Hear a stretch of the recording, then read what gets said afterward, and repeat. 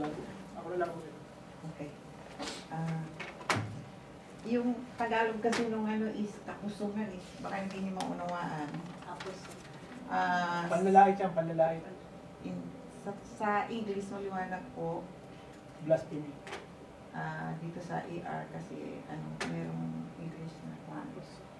Sabi po dyan is, so I tell you, people can be forgiven for every sinful thing they do and for every bad thing they say against God. But anyone who speak against, tapos nga is against, yung gumokontra, no? Sa banal na espiritu ay hindi maaaring patawarin. Maaari kayong mag-ano sa Son of Man, si Jesus. Pwede niyong laitin kasi si Jesus nilait ng sanlibutan, diba? Pwede pa rin ano yun. Pero sa banal na espiritu, hindi po pwede. Yun po yung ibig sabihin niya naman dyan. Kaya napakaano po ng Holy Spirit at gusto ko pong idagdag doon na ang ating generation ngayon, ang nag-aano sa atin ngayon ay ang Holy Spirit. Kasi ang time natin is short na. Ang time natin is ito yung tinatawag na end times. Anytime, pwede nang mag-rapture. Anytime, maaari nang bumalik si Jesus dito para kunin yung mga mananiwala at faithful na naghihintay para sa Kanya. Anytime po. Yun sinasabi dito, anytime yung end times, anytime na maaaring dumating. Subalit, pag nahuli kayo, o I mean, pag na-put kayo ng hindi kayo ready, what will happen to you? Halimbawa, nag-Christian ka ng 20 years, sa isang iglap nagkasala ka. Tapos, biglang dumating. Sayang yung 20 years na paghihirap. Doon ka rin pala babagsak sa sa ibaba. Hindi po binibilang ang years nyo dito, hindi ang 20, 30 years o ang servisyo nyo o anong mga bagay na ginagawa nyo sa Panginoon. One click lang po. Kailangan lang puro lang puso nyo sa Panginoon. Kailangan handa tayo. Ito po yung aking topic naman na ito po ang kailangan natin, a need for an awakening. Kaya nga tayo palaging awake. Sabi nga, kailangan gising. Gising lang po tayo pag minsan mukhang wala tayo sa isip. No? Minsan pumunta tayo sa church kasi Sunday. Minsan nandito tayo dahil gusto ko lang natin makita yung kaibigan natin. Kung meron tayong gustong chatting. Hindi po yun ang ng ating buhay.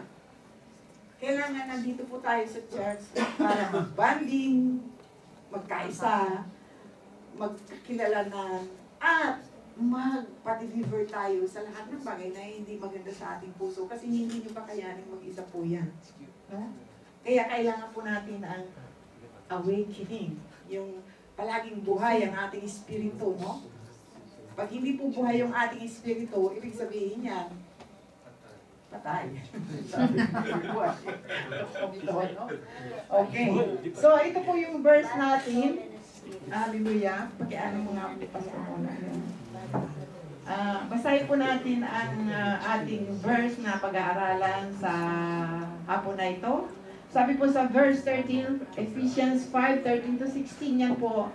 Sabi niya sa 13, ang lahat ng nalalantad ay naliliwanagan. Natural lang po yun eh. Kailangan pag nakalantad kayo, maliliwanagan kayo. Kasi yung mga nag-aano doon sa dilim, hindi nagpapaaraw, palaging nasa dilim. No? At ang naliliwanagan ay nagiging liwanag, kaya't sinasabi, gumising ka. Ikaw na natutulog, magbangon ka mula sa mga patay. Ang ibig po sabihin ng patay dito is tulog. No? So, walang kaalaman. At liliwanagan ka ni Kristo. So, ang liwanag natin ay nagbubuhat kay Kristo. Okay? At 15 po, kaya't ingatan ninyo kung paano kayo namumuhay. Paano ba mamuhay ang isang Kristiyano? Paano ba mamuhay yung naliliwanagan? Mamumuhay kayong tulad ng mga matatalino at di tulad ng mga mangmang. So, ang inaano po dito is ang mga naliliwanagan at nakikipag-isa kay Kristo ay itinuturing na matatalino. No? alam nila kung kailan maaring mangyari ang isang bagay. Kaya nga po may mga propeta, kung nakahanda kayo, sabi ko nga, kung i-desire nyo minsan na magpagamit kayo sa Lord, hindi nyo po, ang desire lang yung hinahanap sa inyo ng Lord eh. Bahala na siya sa, kasi may trabaho ko ng ganyan, kasi may gano'n. I-set nyo lang yung puso nyo, makikita nyo, gagawa ang Panginoon ng time sa inyo. Amen po? Kasi sinasabi natin, there is no impossible. Kinukuha lang ng Panginoon yung puso natin na sinasabi mo, andito ko, gamitin mo ako. Yun lang hinihintay niya eh. And everything shall be added. No? Kung gagamitin niyo po. At sinasabing, at di tulad ng mga mangmang, itong mga mangmang is yung mga pilosopo ito na, naniniwala naman ako sa Diyos eh. Nag-pray naman ako. Nagdadasal naman ako. Nagdadasal ako at ako hindi naman gumagawa ng masama. Wala pong ano doon. Kaya lang, maliwanag po, itong mga binabasa natin dito sa Biblia, dapat po lagyan natin ng aplikasyon sa buhay natin. Hindi lang pinag-aaralan. Hindi lamang yung minememorize, kundi i-apply natin sa buhay natin. Kasi pag walang application, wala din pong resulta yun. Kasi hindi natin naranasan kung anong mangyayari, no? And 16, lastly, sapagkat masama ang takbo ng daigdig, samantalahin ninyo ang bawat pagkakataon na kayo'y makagawa ng mabuti. Ayan po yung ating pag-aaralan ngayon at nais ko pong mailahad sa inyo kung paano natin pag-aaralan ang bawat ano na ito. Okay? Tumayo po muna tayo at tayo po ay manalangin. Madalas palagi po tayong mananalangin. Ang ano ko lang po sa inyo pag sinabi manalangin. Manalangin kayo po na nasa puso, may pananampalataya. At paglabas nyo dito, kung maaaring gawin nyo, itama nyo sa gawa. Kasi pag nanalangin ng walang pananampalataya, yung po yung tinatawag natin rosary. Nag-ano lang, humahabi lang ng mga salita. Pero pag may panalangin na mula sa puso at nananampalataya, mabisa po yung panalangin na yun. Kaya samahan niyo po ako sa panalangin. Maraming salamat. O aming Diyos, tinataas ka namin sa umagang ito. Lord, hallelujah na ito ang mga anak mo na dinala mo dito sa hapon na ito. At alam kong hindi po aksidente ang bawat isa na dinala mo sa hapon na ito, Panginoon. Alam ko ito'y pinangyari niyo upang siya po ay makasagap, magkaroon ng pagkakataon, Panginoon, na maliwanagan, malantad sa iyo, upang tamnan niyo po ng inyong mga salita sa hapon na ito. At ingatan niyo po ang mga salitang ito na kahit na sa paglabas nila sa loob ng kwartong ito ay madala nila at sa araw-araw na pamumuhay nila ay magkaroon sila, Panginoon, ng pananampalataya buhat sa salitang ito na sa kanilang paggawa, Panginoon, ay nandun ka. At ikaw ang nagbibigay sa kanila ng karunungan, proteksyon, at mga pangangailangan sa araw-araw. I know you are a loving God. Buhat sa iyo, sa pagmamahal mo, minsan man na hindi mo pinabayaan ang mga anak mo, Panginoon. Lord, hindi lang kami nabubuhay sa tinapay, sa pagkain, sa kasayahan, sa lahat ng mga komportable sa buhay. Bigyan mo kami, Panginoon, ng pagkain espiritual na kailangan namin upang kami ay manatili sa inyo, Panginoon. Upang ang Espiritong ito ay maging kaisa ng inyong banal na Espiritu. Na buhay na ngayon, Panginoon, dahil nakipag-isa na kami sa inyo, Panginoon. O pinupuri ka namin sa hapong ito at hayaan mo, Panginoon, na ang bawat isa ay hindi aalis sa kwartong ito nang walang nangyayari sa kanilang puso. Walang hindi nababagbag ang puso sa mga salita na iyong sasabihin sa kanila sa hapon ito, Panginoon. Hayaan mo na mabusog ang aming espiritu, Panginoon. Hayaan mo na maintindihan namin ang takbo ng mundong ito, O Lord. Yes, Ikaw ang may kontrol ng lahat. Ano man mangyayari sa mundong ito, ano man mangyayari sa buhay ng mga nilikha mo, ay kontrol mo, Panginoon. Kaya hayaan mo na ang bawat nilikha mo ay sumamba sa iyo sa espiritu at katotohanan. Hayaan mo na maibalik sa iyo ang mga lahat ng mga biyaya na aming tinatamasa, Panginoon. Lord, na maunawaan namin kung gaano mo kami kamahal, kung gaano ka kadakila sa buhay namin. Higit sa lahat, kung gaano ka makapangyarihan na pwede mong gawin ang lahat ng bagay. Pwede mong baguhin ang lahat ng bagay. Pwede mo gawin ang isang masama o nasa kadiliman na ilagay sa kaliwanagan, Panginoon. Yes, Lord, you can do anything you want because you're God. There's no impossible, Panginoon. At naniniwala ako, Panginoon, sa hapong ito may gagawin ka, Panginoon, sa bawat isa sa kanila, Panginoon. At ilalantad mo sa pamamagitan ng salita mo ang lahat ng bagay sa bawat isa, sa bawat may hininga. At ito po ay mag-pass through sa buhay nila, mag-process, mamunga, Panginoon, makita ng mga kapitbahay, ng mga mahal sa buhay, kung paano mo binago ang isang tao, Panginoon. Kung paano mo binago ang isang tao na hindi kumikilala sa iyo, o kaya hindi ka kilala, Panginoon.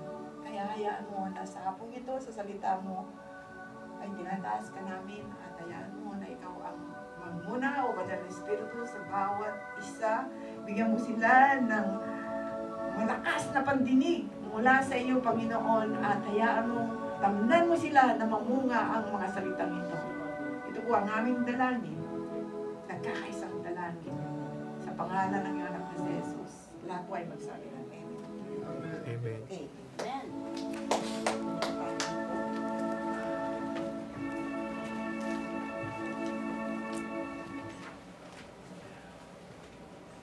Sabi nga po, fasten your seatbelt kasi baka malaglag kayo kapag kayo inaantok. Okay po. At ang pag-aaralan po natin ngayon is paano kayo tuturuan kayo. Lahat po ba dito ay nakatanggap na o na sa Panginoon? Tumanggap na sa Panginoon Jesus? O naniwala na Kasi mayroon? Meron na. Tumagal ka. Sa ano? Hindi pa. Hindi pa. Hindi pa. Okay. Ang pagtanggap po ay hindi ko minamadali. Hindi naman. Kasi yun po ay nag-aano sa puso. Nagagaling sa puso. Nais ko lang kasi dito, ito po ay patungkol, ang pag-aaral ay tungkol sa lalong-lalo na sa mga tumanggap, no? Lalong-lalo na sa mga tumanggap. Pero kasama rin po yung makakakilala pa lang Si dito. tatay pala hindi pa. Si nanay pa tumanggap. Ano po, kaya nga siguro pagkatapos ng mensahe o kaya pagbalik nyo, mag-ano muna kayo kung ano nga po ba yung pagtanggap na yun is because kailangan nyo maunawaan muna bago kayo tumanggap. Kasi kung tumatanggap kayo nang hindi nyo naunawaan, wala pong Si atin. kabuluhan yun. Okay. So, hindi rin po dito lang sa church na kayo pa tumatanggap, kung lalo na sa mga nagba-Bible study. Bina-Bible study ko nga po muna yung mga tumatanggap eh. Kasi para maliwanagan sila kung bakit sila, ano ba yung tatanggapin, no? Hindi po ako namamahagi ng pera. Namamahagi po ako ng mga salita ng Diyos, no? So, okay. So, para turuan ang mga nananalig o mga believers to stay awake, no? Manatiling gising. At espiritu ang sinasabi ko dito, kasama ang espiritu nyo, at yun po ay napakahalaga. Pangalawa po is to study the needs for an awakening. Ang pangangailangan ng tinatawag na awakening. Yung awakening po is to arouse from sleep. Yung gumising ka sa pagkatulog. Sino ba yung nagpapaano? Sabi doon sa, naalala ko yung sa Manila. Hoy! Gising! Di ba? Sino ba yun? Gising kayo! Kasi may mga tao na nakadilat ang mata pero tulog ang diwa. Yun po yung ano niya doon. So, nais ko lang pong iano na kung bakit natin pag-aaralan ito, ang ating gusto pong i-illustrate sa inyong mas malalim na kaliwanagan ito is yung dito po sa isang Bible, sa ano ng Bible, yung illustration is nagsasalita si Paul sa mga Ephesians. At yung Ephesians na yon ay merong mga tao o kaya sabihin na natin dito sa church o kaya saan mang lalo-lalo na po sa church, no, na pumupunta lamang dahil lang sa ibang reason, no? At maaari na pagdating ng mahabang panahon, maaaring makatulog kayo. Ang ibig sabihin, kung 12 years na kayo, 15 years na kayo, pero walang nangyayari sa buhay nyo, ibig sabihin niya, natutulog kayo sa loob ng church. Amen? Kasi 1 year lang, dapat alam nyo na yung mga sinasabi nito, dapat meron na tayong ginagawa. Application, transformation, at ganito, ganyan. Supposed to be. Kaya nga, kailangan nating palaging gising, no, ang ating espiritu. Kailangan palaging masigla. Yung po yung ano pa ng ano, palaging aware. Kaya nga sabi ko kanina, ang ating generation, anytime ay pwede nang bumalik si Jesus. Siguro po sa hindi pa nakakaunawa about the rapture is yung po yung ating time na ang time natin ay maiksi. Kasi wala nang ano wala nang hindi na walang nakakaalam kung kailan darating ang Panginoong Hesus. Amen? Kasi pag may nakaalam niyan year 2020 darating na si Jesus. Ay, 2020 pa naman di sa ano na lang, pag year 2019 na lang, ano, kung magkagamparo na ako, pag ganun. So, yun po yung ano ng Panginoon. At ganun naman yung ano natin, di ba? Yung ating, pag may test, lalo na sa school, yung mga bata, saka palang mag-aaral, no? Bukas ang test, mamayang gabi, gagambaro ako mag-aaral. Parang ganun ang DNA ng katawan nito, no? At yun nga po yung napakahirap, no? Kaya nga, may urgency tayong pangangailangan na kailangan nating gambaruhan, yung pagsumikapan. Kailangan po ay makita natin na ang galaw ng mundo, maging aware tayo sa galaw ng mundo kasi yan po ay sinasabi na ang mga nangyayari sa mundo ay isang patotoo na nangyayari na malapit nang dumating ang Panginoong Hesus. Tingnan po natin yung pinakahuling trahedya sa Pilipinas. Leyte, Tacloban, Samar, ano pa ba? Yung mga nakapaligid na ano doon is bakit inalaw ng Panginoon na magkaroon ganong katinding bagyo? What do you think? No? Hindi tayo nag-uusga, maaaring naglalaro sa ating isipan minsan yung pagmumuni-muni natin. Makasalanan kaya yung mga tao doon? Ano sa palagay mo, Gary? Hindi ako mapalagay. Hindi ka mapalagay. Kasi, ano na talaga yun pero sa Bible, kung nagbabasa kayo ng Bible, sa Lumang Tipan, pag hindi gusto ng Lord ang isang bayan, Sa Nineveh na, mami. nako, lahat yan, shh, bata, matanda, shh, ibig wala sabihin na. namin yun ang nangyari doon. Hindi, binibigyan natin ng ano, i-compare natin sa Bible. Sa Lumang Tipan, pag si Yahweh ay nagalit sa isang bayan na lalo, nandun na yung kasamaan ng lahat, Sodom and Gomorrah. Sodom and Gomorrah, ano nangyari? No? So, God allows everything of something na ayaw niya sa tao. Amen? Hindi natin ano, pero yun ang paniwala natin. Kahit sa sarili mo, pag gumawa ka ng isang pagkakamali sa buhay mo, meron kang consequence. By the way, yung consequence at saka punishment ay magkaiba po yan. No? So, ang consequence na tinatawag, lalong-lalo sa mga believer, ay isang palo na para tumino. Yung punishment po ay mas matindi. Lalong-lalo na sa mga hindi nakakakilala sa Diyos. No? Dahil po yun, kasama ang spirit at saka physical na kamatayan. Maaari. No? May sinasabi namin dito pag minsan yung patay yung espiritu mo is because walang pagkain yung espiritu. Kaya, mahina, tulog.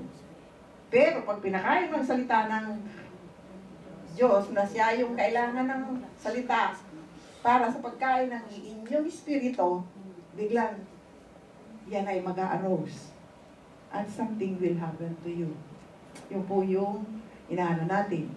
Kaya, yung mga pangyayari sa ating kapag, hindi lang ito yung na kung mag-aano kayo sa news, talaga magbabasa kayo sa news.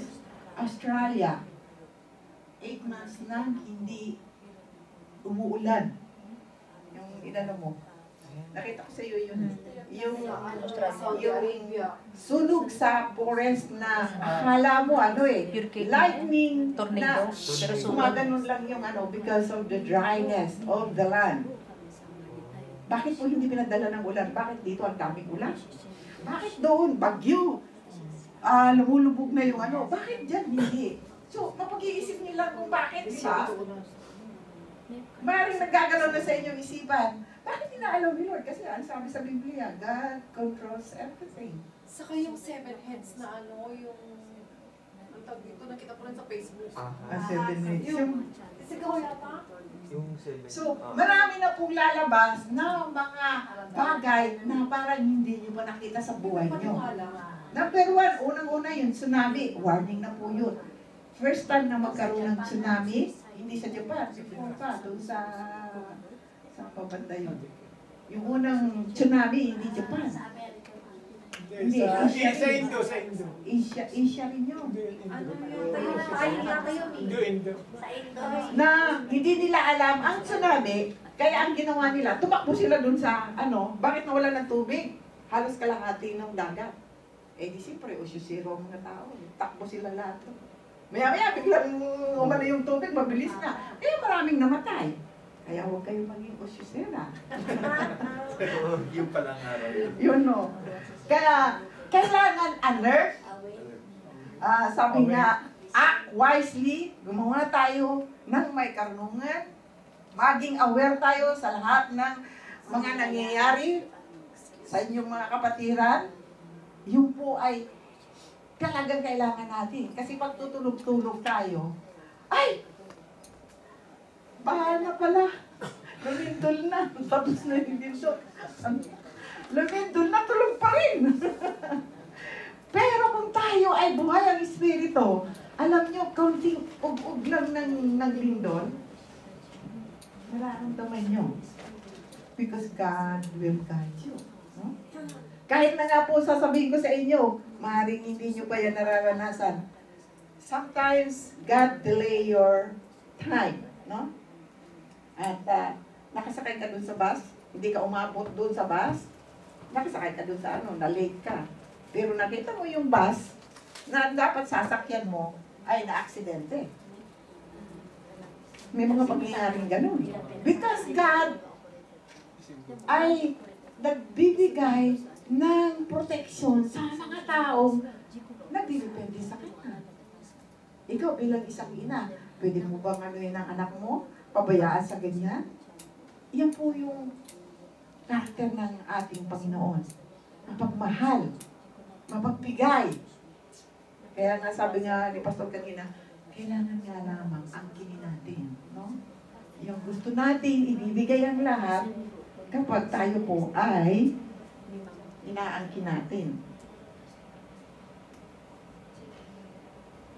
Okay, yun po yung maliwanag na pangangailangan natin ng awakening dahil nga po sa mga bagay na nangyayari at kailangan po, number 1 po na sinasabi ko sa inyo, magbasa kayo ng Biblia. Especially, not on the Old Testament, but on the New Testament. Kasi naandyan na po yung lahat ng mga bagay na dapat niyong malaman. Huwag lang po muna ang Revelation. Kasi hindi mo pa may intindihan yan.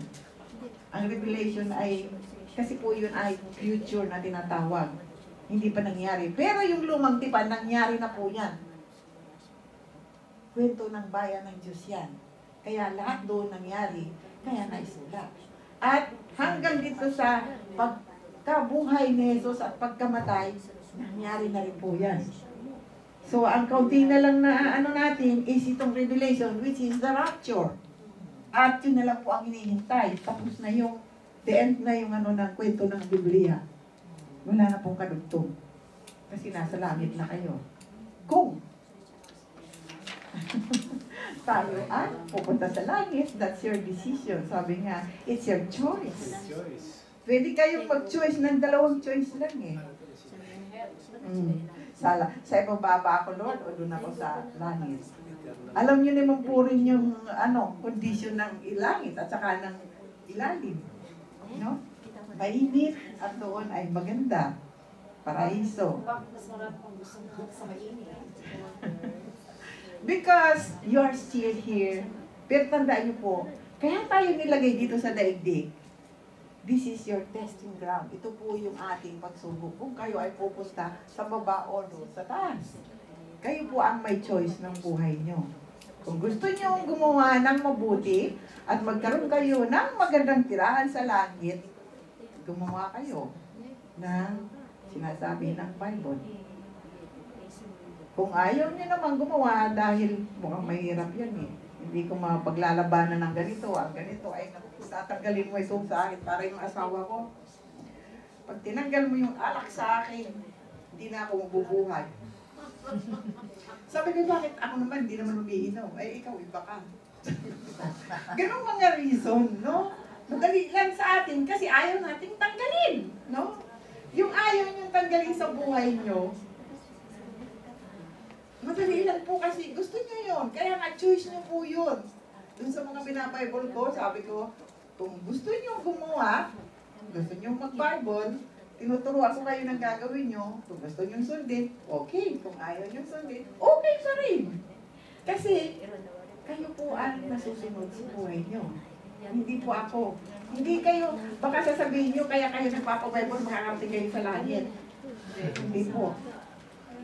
Nagpapabible kayo para lang kayong magkaroon ng knowledge. What is heaven and hell?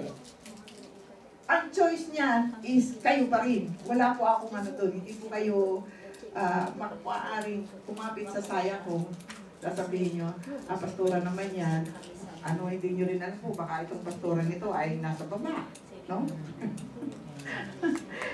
Marami pong dyan, hindi tinitingnan ang pastora, ang posisyon, ang lahat. Dito nyo mararamdaman kung kayo ay makakarating sa langit o hindi. Kaya tandaan nyo po yan, kayo at ang Diyos lamang ang magka-vibes is okay na. Yan po yung natin. Okay. So, pag-aralan po natin ang lesson 1, kung paano tayo how to stay spiritually awake. Paano ba natin maging awake itong ating spirit, yung espiritu natin, paano magiging awake? Ito po, ang tinuturo ko pag minsan is halos magkakalugtong at halos magkakapareho para lang po kayo maulit-ulit. Hindi nyo po ba minsan na sa haba ko na pong nagpipreach, hindi ko na nga alam kung ano na yung mga pinagpipreach ko. O baka nauulit na, hindi ko na rin Pero, ang natatandaan ko number 1 is prayer. Wala po akong na hindi nababanggit ang prayer. Kasi po yun ang one-to-one talking nyo sa God, no? Pag nag-pray kayo, nakikipag-usap kayo sa Diyos. Pag nagbabasa kayo, nakikipag-usap pa rin kayo sa Diyos. Kaya dalawa po yan. Kaya lang, kung walang action yung mga ginagawa nyo, wala din po. Kaya, prayer with faith and action after that, yun po ang talagang magandang paggawa nyo sa buhay nyo. Kasi pag nasunod nyo yung tatlong yon, yung transformation ninyo, makikita ninyo ang pagbabago ninyo, no? Dati, gusto nyo gawin ito. At Hindi nyo mapigilan ng ano. Subalit kung ita-challenge nyo sa buhay nyo yung prayer, faith, at action, makikita nyo, bakit ayaw mo nang gawin yung mga ginagawa mo ng dati? It takes time siguro. And times nga. Nasa inyo lang po ang kalaguan ng inyong espiritu kung inyong susundin ang mga salita ng Panginoon. Sabi nga po sa Matthew 26:40-41, dito po ay nananalangin si Jesus at dito tayo mahina eh. Dinemonstrate na ni Jesus ang panalangin. Sabi niya dito po ay nagbalik siya at dinatnan niyang natutulog ang 3 alagad.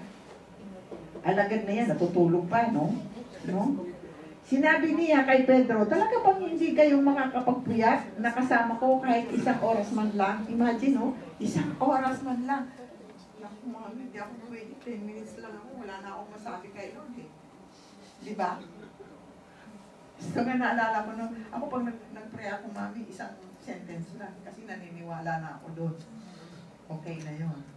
Pero if you grow deeper and prayer, makikita nyo, para na kayong nakikipag-usap sa kanya, o anong gagawin ko? O gano'n, o saan ako pupunta? Anong ganito, ganyan, ganyan. Ganyan po ang prayer. Gusto kong tanggalin ito, hindi ko matanggal. Anong gagawin ko? Hindi, isabihin nyo yung laman ng puso nyo. Hindi po tayo nag-rosary, gumanisay po doon sa mga ano. Kasi walang meaning yung sinasabi nyo, hindi nyo maiintindihan. Yung paulit-ulit yung salita, minsan sa panalangin nyo ay parang rosary po yun. Amen? Pero yung binibigay mo yung laman ng puso mo sa araw-araw, mukhang nakagawa ko ng ano sa iyo, ganito, ganyan, ganito. Paano ko? Iligtas mo ko. Nagkasala ako. Yan. Na hindi po sinasabi ko sa inyo, araw-araw, minuto, maaari kayong magkasala dito sa isipan. Amen po? Hindi nyo masasabing, ay, hindi ako magawa ng kasalanan ngayong araw. Minuto ang binibigay ng kalaban sa inyong isipan. Dito po naglalaro ang ating kalaban. Na yung kalaban na yun ay gustong i-twist yung word at sasabihin is, hindi, okay lang yan. Huwag kang mag-church ngayon. Kasi magpahinga ka naman. Ba, di ba pagod ka? Yung po yung mga gandang salita. Oo nga, ano, bakit na naman? Kailangan naman may panahon ako ng rest sa buhay ko. Diba? Ipaglaban niyo yung ano ng ano. Kasi tinatarget kayo ng kaaway. Okay lang yan. Sige, magpaalam ka. Yan, yung parang maririnig yung ganyan eh. Hindi nyo ba nasisense yun pag minsan? Bea. Si Bea, ito ang ano eh. Nakakasense ng ano. Kaya po, ang pag-grow ng sarili ninyo ay sa inyo pa rin. Ang resultang maganda ay sa inyo pa rin. At pag nakita kayo, sabi nga kanina, ang nalalantad sa liwanag ay nagliliwanag.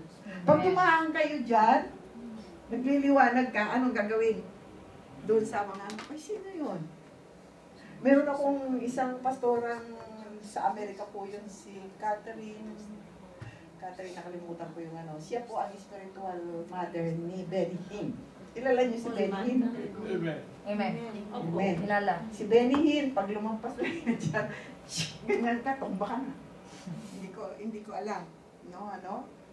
Mas matindi yun, si Caroline, ano, kasi siya ang spiritual mother ni Benny Hinn. Yun, lumakad lang siya. Hindi, wala pa siyang ginagawa. Nagpilimbuang na ang mga tao. Bakit kaya? And I say, kasi nga, yung lakas ng puwersa ng ano sa kanya is ang tao na hindi ano is nabuwal because of the power of the Lord. Imagine kung sino si Benny Hinn. Pwede kayong maging Benny Hinn. Pwede kayong maging Caroline.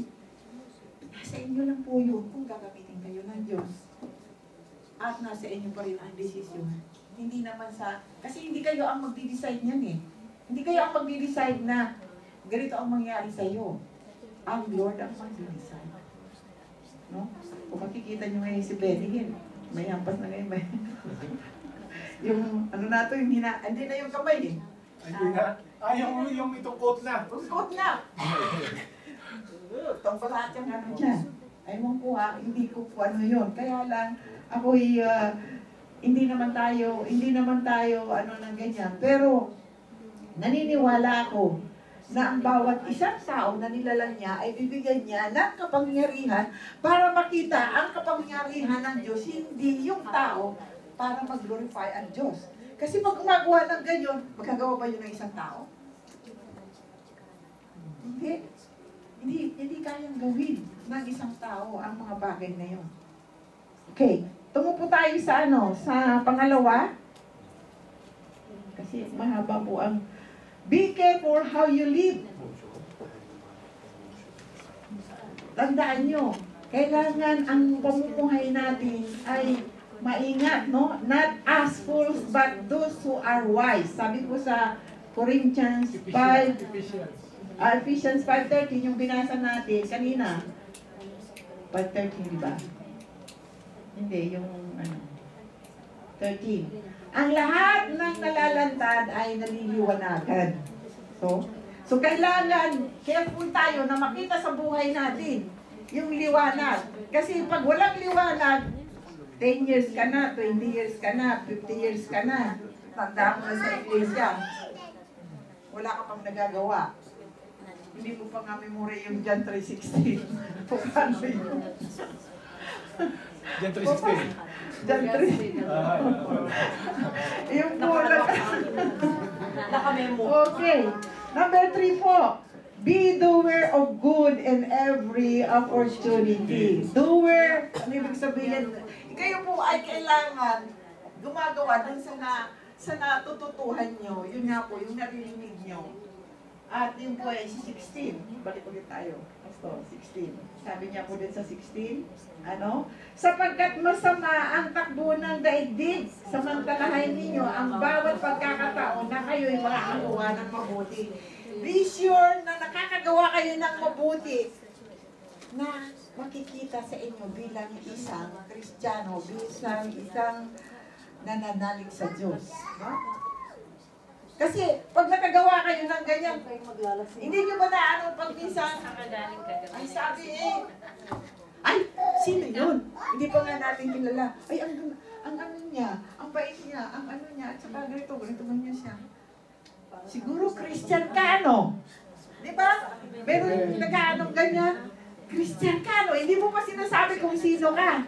Christian ka, O, siyempre, ang bilis mo magbigay ng quotation na maganda dahil, Christian kasi yan. Nakikita sa buhay, no? Eh, paano kung hindi tayo nakakagawa ng gano'n? Ay, yan, Christian yan. Isa kaya yan? Hindi na ako kita hindi naliliwanag, hindi nakikita yung liwanag. So, hindi po natin ang mga bagay na yun. Okay, number 4 po, ito yung be spirit-filled. Ito po yung natin na sabi po sa 5:18 ng Ephesians. Pag sinabi ko pong letter B, ang babasahin lang yung huli. Pag nakakita kayo ng A, B, o C, first is A, yung isang sentence doon, and then B is yung second, and then letter C is yung panghuli. May po yan. Kaya ito B, huwag kayong maglalasing sapagkat nakakasira iyan sa maayos na pamumuhay. Sa halip ay sikapin ninyo mapuspos kayo ng Espiritu Santo. Laksyo. Aray! Hindi po lang alak itong lasing, Hindi ibig sabihin dito. Hindi na alak yan. Hindi lang alak. Dito, huwag kayong maglalasing ng mga bagay na papasila sa inyo. Pagsusugal, Halimbawa, kung meron kayong ginagawa na kung kayo nakatuon, naglalasing na kayo doon. Lasing na kayo sa paggawa ng ganito, sa paggawa ng ganyan. Ito na kayo nakatuon. Para sa akin pala yan. Sobrang sa paggagawa ng computer. Hindi na makapag-play. Sa halip ay sikapin ninyo mapuspos kayo ng Espiritu Santo. Kanina yun naman niya. Tingnan nyo, nagkukunay po, hindi ko po alam ang kanyang kanina sa mga sa mga Japanese. And with us also spirit. Kasi napakahalaga po ng espiritu natin sa Holy Spirit. Okay? Lesson 2. 2. Important. Ito pong lesson 2 is yung kahalagan ng ating spiritual awakening. Ano ba yung kahalagan? Bakit kayo kailangan maging alert? Bakit kayo kailangan maging masigla? Bakit kayo, pag sinabi pong awakening, hindi lang awareness, kundi yung kasiglahan. Sabi kanina kasi ito, mukhang ang lungkot natin ngayon. No? So, kailangan, siguro dahil pagod na dito, nakaganon. So, kailangan po natin nakahanda sa bahay pa lang, sabi nga namin, sa bahay pa lang, bago kayo umalis, o kaya sa Saturday night pa lang, mag-pray na kayo. Lord, I want to go to the church because I want your message. No? Ihanda ko po yung puso ko, ang kapayapaan ng puso ko at kasiglahan. Para pagdating doon, ako ay Masaya. alert. Ano ba yun? Pichi-pichi sa kalimang ko. Okay, number 1 po is to be prepared because we do not know the day or the hour of Jesus. Ito nga po yung sinasabi ko. Kailangan tayong palaging gising kasi hindi natin alam kung kailan darating si Lord. At sabi po sa 25:13, kaya magbantay kayo sapagkat hindi ninyo alam ang oras, ang araw ni ang oras. Ang nakakaalam po lang nito ay ang Abba Father. Ni si Jesus hindi niya alam. Tutuguin lang siya ng Lord. No? At ni ang Holy Spirit. Kaya, pag hindi kayo nakakapag-pray, hindi kayo nakakapakinig ng salita, at hindi kayo nakakagawa ng mabuti, palagay mo kaya, magiging kayo, nasa pagdating niya is nakahanda kayo. Siyempre, hindi. No? Kasi wala kayong pagkain. Pag ang pagkain ng mga ganitong salita na hindi nyo naiintindihan at hindi nyo nauunawaan, hindi, wala rin. Ay, ano na nangyari? Ba't ako nandito? Naalala, kung nakakapanood kayo ng mga Christian movies, ano yun yung manood kayo ng Christian movies? Yung Revelation. Mayroon pa ko ngayon yung The Bible ngayon, maganda. Tsaka yung mga kwento ni Paul, ni... Panoorin yung maganda yung Book of John sa YouTube. Yan, Book of John. Yun po ang panoorin natin. No? Huwag tayong... pwede rin kayo manood siguro ng Superman. Paminsan-minsan. Oo naman. Hindi naman inaawas yung no? Ako po, siguro sa isang taon, isa o dalawa ba ako na ang pinapanood ko is Superman o kaya kasi gusto ko yung action eh. May action. Okay? So, pangalawa po is to keep alert and prayer. Otherwise, temptation will overpower you. Ayan, ito po yung isang ng prayer. Kapag hindi tayo naging sa prayer, ang tentasyon o ang ating kalaban ay palaging nandyan. Tandaan niyo po na may laban po na nangyayari dito sa atin. At ang kalaban mo yan, ayaw kanyang pagpupuntahin sa church, ayaw kanyang pagbabasahin, ayaw kanyang pag-prayhin. Kaya gagawa yan ng paraan para hindi ka makapag-pray. Gagawa rin niya ng paraan na bigyan ka ng maraming ganito, para hindi ka makapag-pray. No? Mga bagay na dapat nating iwasan. No? At yun lamang po na itong yung gawain kasi ng kalaban is isa lang eh.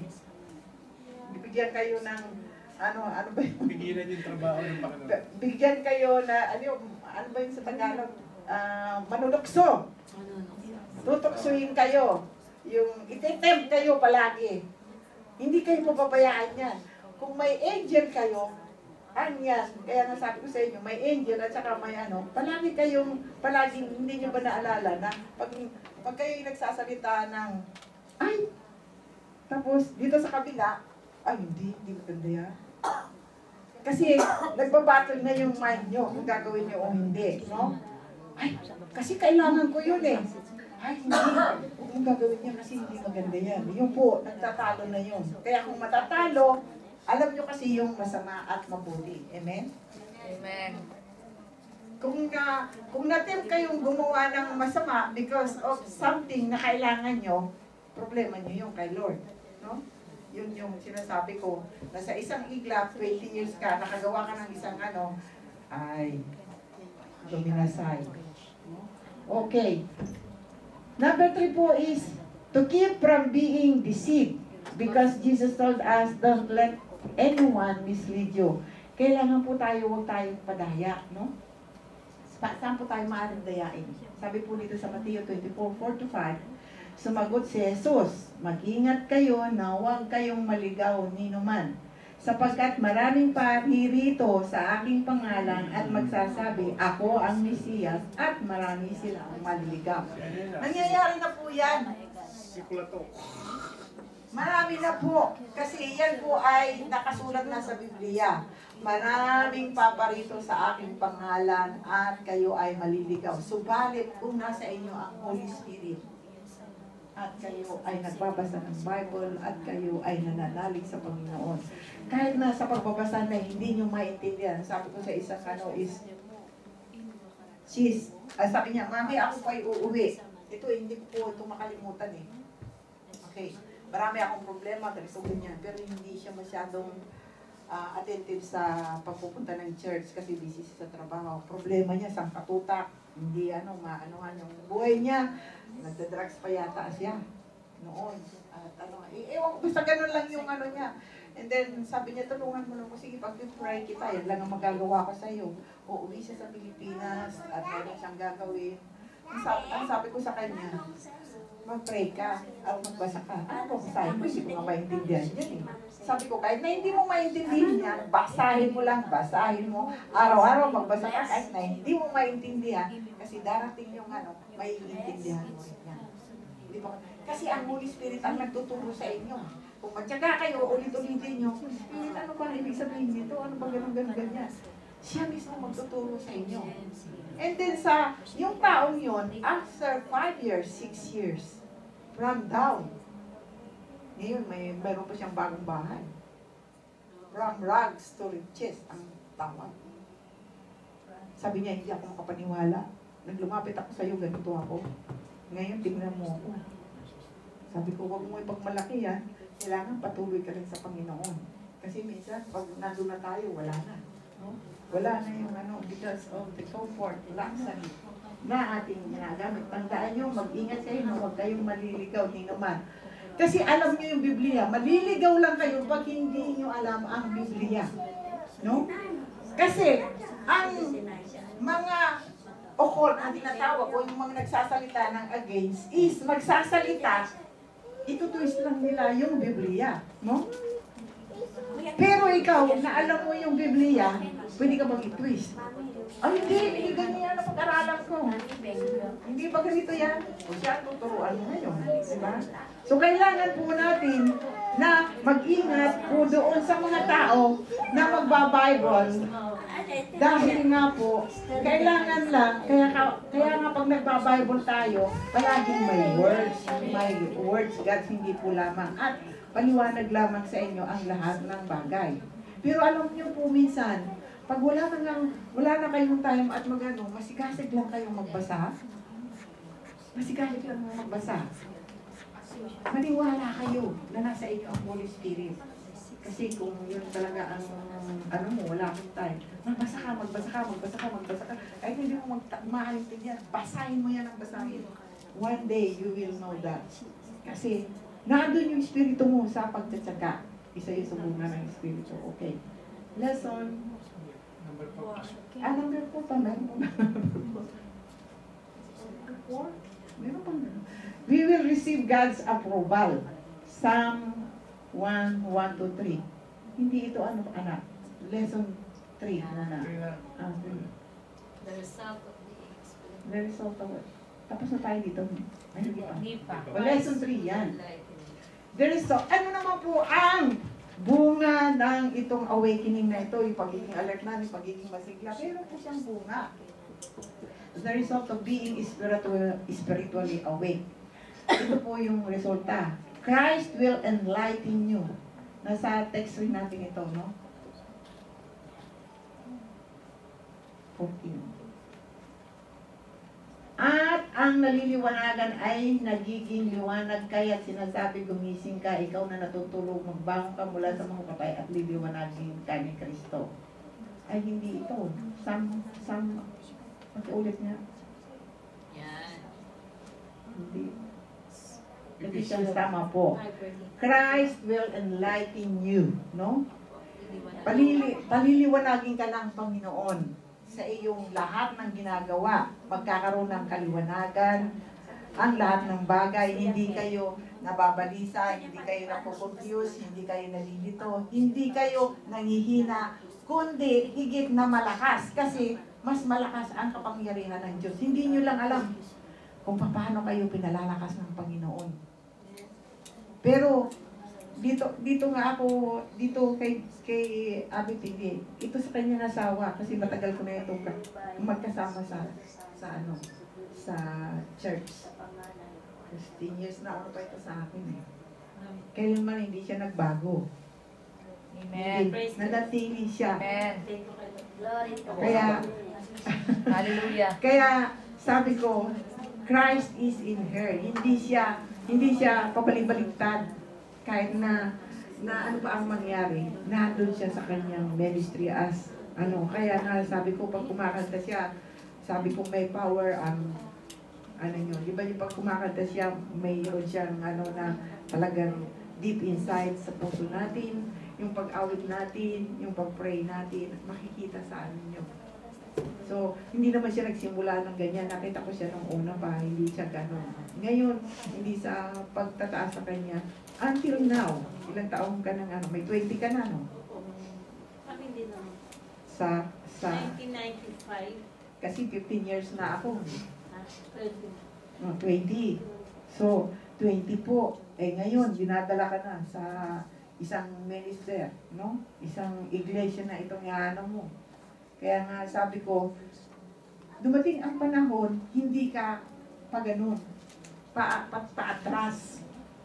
Kahit na wala nang makain, kahit na kung ano pa yung nangyari, kahit na hindi siya umaatras. Kundi, nag-move forward siya. Kaya po, makikita sa buhay ninyo, hindi kayo pababayaan ng Diyos, no? Na at tingnan mo, na dala pa niya ang kanyang asawa. Na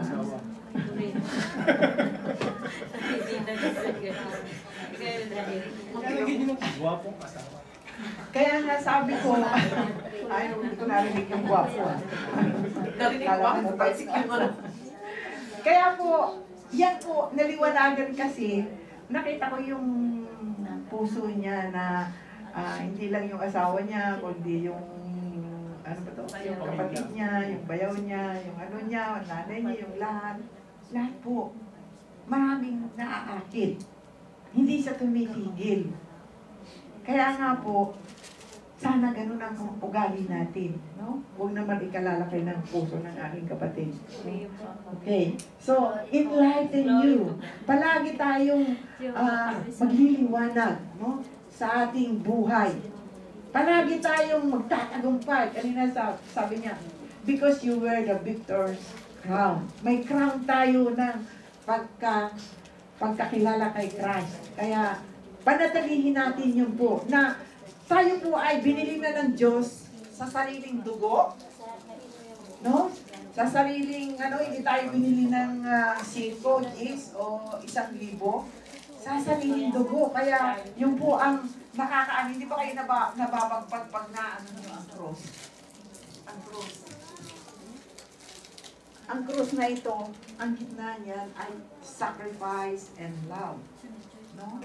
Kaya po sa atin, tandaan niyo po ito ang madalas kong pag walang sakripisyo sa inyo, sa paglilingkod sa Panginoon, parang mild lang ang nyo. Kumbaga sa Kareis, hindi maanghang. Subukan yung maging maanghang sa Panginoon. No? Kasi, yun lang po ang sikreto natin na maaari natin tandaan po natin, anytime darating si Christ. Tandaan niyo lang po yan. Kung gusto niyo sumama sa first trip, second trip, Ang first trip po, yan ang pinakamagandang yung samahan. Kasi pag nag-second trip kayo, dadaan muna kayo ng, ng paghihirap bago kayo mapunta sa langit. At yung bad trip na yung third, kasi wala na kayong pag-asa mo. No? Yun yung tinatawag namin na wala na. Yung second trip, may pag-asa pa kayo doon. Boom! Sabi sa Bible, kayo ay papupugot ng ulo. Kasi yun na ang time ni Satanas eh. Na aanohin na nila yung at ayaw nyo, kailangan, kung buhay kayo na gagamitin doon, kayo pa ay susunod sa akin o hindi. Yun. Pag hindi, nandun ka sa langit. Okay. Number 2 po is the Holy Spirit will update you. Alam niyo pa din yung ibig sabihin ng update? John 14:26. Ngunit ang patnubay, ang Espiritu Santo po yung tinatawag na patnubay, nasusuguin ng Ama sa pangalan ko, ang siyang magtuturo sa inyo ng lahat ng bagay at magpapaalala ng lahat na sinasabi ko sa inyo. Kaya napakahalaga po ng Holy Spirit ninyo. No? Holy Spirit, pag mananalangin kayo, maaari kayong manalangin from our Father at saka yung Son of the Father and the Holy Spirit, no? Para maaari bang sabihin ninyo. Okay? Number 3 po is, in all you do, will prosper. Magtatagumpay kayo. Kasi ito po yung pangako ng Diyos. Mula dito sa Psalm 1:3, basahin po natin. Ang katulad niya, tayo ang katulad niya ay isang punong kahoy sa tabing batisan. Sariwa ang dahon yan. Tanging namumunga sa kapanahunan at anumang gawin ay nakatitiyak na magtatagumpay. Ipakitaasin ko, Pastor. Ay, hindi. May kasunod yung sunod dyan. Number 4. Ayan. Number 4 po, we will receive God's approval. Ito po yung sunod dyan sa yung sa number 1. Mapalad ang taong di naaakit ni yung masasama. Tandaan nyo, maraming nagkakalat ngayon na masasama. Upang sundan niya ang kanilang payot maling halimbawa. Hindi sumasama sa sinumang tao ang lagi at hikain. Ang ibig sabihin yung purpose.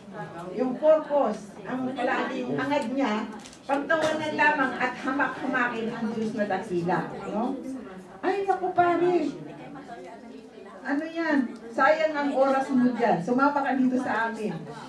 Mas masaya dito, no? Yung mga ganyang mga dialogue. Number 5 po is we will bear much fruits. Ito po yung 3. At 3 po yung produces godly actions and attitudes that honor God. Kailangan po nating mamunga, no? Asan yung 3? Nawala. Something. Meron po ba? Pakilabas mo ba mamaya? Pag kayo po ay naliliwanagan at kayo ay parang isang punong kahoy na palaging kahit na hindi diligan, dahil yun ay nasa ng batisan, tayo po ay namumunga. May bunga na po ba kayo? Ang ibig po sabihin ng namumunga, at least po mayroong ginagawa at talagang kayo po ay kailangan magkaroon ng bunga na makahikayat man lang kayo ng kahit na isang kaluluwa. No? Isang kaluluwa lang ay sapat na. Alam niyo po ba na pag nakahikayat kayo ng isang kaluluwa, para kayong tumama sa sipstick ng Ichiyoko. No? Ngayon nanao ko yata. Okay. Ano yun mula yung... Okay po itong conclusion natin. We need spiritual awakening. Many of us think we know all about God, no? All about the Bible.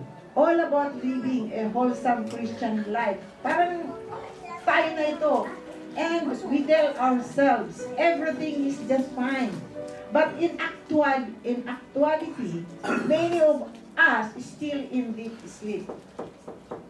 Akala natin, pumupunta tayo dito, nagbabasa, nag-ano gano'n. Pero hindi nag-ano sa ating puso. Tayo ay natutulog lamang. Our minds are preoccupied with our stuff, our dramas, our works, our business, our money. The list is endless. Marami. Ayan, ganito. Marami na pera. Our minds overfilled with everything. But Christ, of course, we will never realize how much we are asleep until we invite the Holy Spirit to wake us up from our dream, which has been our life. Yun po yung ano natin na sabi ko ay kahit na po kayo ay hindi nyo na na-feel, matagal na kayo pero hindi nyo ma-feel yung kaibahan nyo. Parang hindi ko naman nararamdaman yung bagay. Kasi nga, tulong kayo. Ang Espiritu niyo, wala rin. As Christian, isa, dalawa, tatlong ano, at least, mayroon kayong nangyayari sa buhay niyo na, sabi ko mo, application sa buhay niyo. Tumayo po tayo lahat. Maraming salamat, Panginoon. Hallelujah. Alam ko po, Panginoon, na sa aming natanggap na mensahe, O Lord, ay nasatisfy, Panginoon, ang aming spirit. At ayan yung sinyuhan niyo po ang mga salitang ito sa kanilang puso at isipan upang maisagawa nila sa kanilang pamumuhay, Panginoon. Maging aware sila, maging masigla, may kapayapaan, may kasiglahan, at may pag-iisip tulad mo, O Jesus. Upang kami ay hindi maligaw, upang kami ay palaging nasa ayos ang physically and spiritually, Panginoon. Sa aming pagtatrabaho, hindi mapapagod, at magkakaroon ng time palagi sa inyong mga salita, Panginoon. Lord, hayaan nyo na ang bawat isa na narito ay ang pagkain ito ay manatili at mamunga at magkaroon ng kalakasan mula sa iyo, Panginoon. Hinihiling ko ang Banal na Espiritu. I-bless kayo. Touch bawat puso, O Holy Spirit. Come and touch. Hallelujah. And their minds not to erase this word of yours. And their hearts will grow fonder. Believing you as our God who can do anything. There is no impossible. There is a way in you, Jesus. Oh God, I believe in you. And I know this is the start, Panginoon, na ang bawat isa ay maging mabunga, kumilos, magbago. Kayo lamang po ang aming susi sa aming lahat ng kalusugan, pangkatawan at spiritual. I believe in you, O God of Father, Son and Jesus, our Savior, our Redeemer, and Holy Spirit. Marami pong salamat. Muli, sa susunod na linggo, dali mo po ang mga kaluluwang ito dito na may panibagong lakas, kasiglahan, Lord, at protection sa lahat ng bagay na kung saan sila pumunta at gumawa ay nandun ka, O Lord. Yes, Father. I believe with you, O God. Hallelujah. Lord, mapayapa sila, makauwi, may kalakasan, may protection sa pangalan ng anak na sila. Lahat po ay magsabi ng Amen.